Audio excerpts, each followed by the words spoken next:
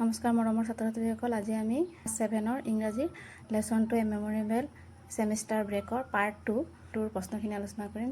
আগৰ প্ৰশ্নখিনি পাৰ্ট 1ত দিয়া হৈছে, তোমালোকে চাবা।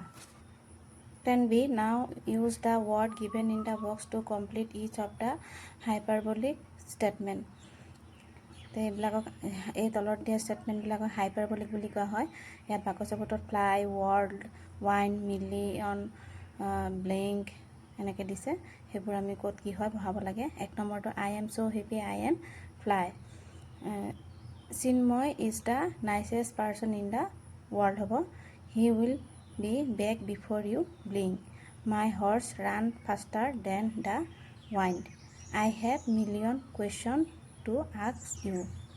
11b match the verb in the column 1 with suitable adverb or preposition given in the column 2. Write the phrasal verb in column 3. 1 has been done for you. ইয়াত column 1 take, look, take, put, call এনেকৈ দিছে। column 2 after এনেকৈ look after, look away, look up, take off এনেকৈ মিলাই পেলাই আমি লিখিব লাগে। column 3ত লিখিব লাগে। এটা দি দিছে look after।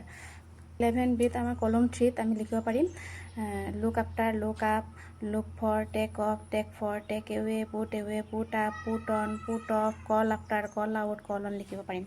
Now frame sentences of your own using any 5 of the phrasal verb.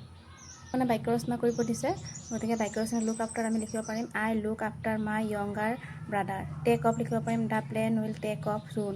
Put away please put away your books. Call on we will call on our teacher tomorrow. Set off day set off early in the morning. ছাত্ৰ ছাত্ৰীসকল, তোমালোকে এইটো লেচনৰ next কুৱেশ্যনবোৰ পাবৰ বাবে এই লেচনটোৰ part 3টো তোমালোকে চাবা। আৰু তোমালোকৰ যদি এই ভিডিঅ'টো ভাল লাগে লাইক কমেণ্ট শ্বেয়াৰ এটা কৰিবা আৰু মোৰ চেনেলটো ছাবস্ক্ৰাইব কৰি দিবা।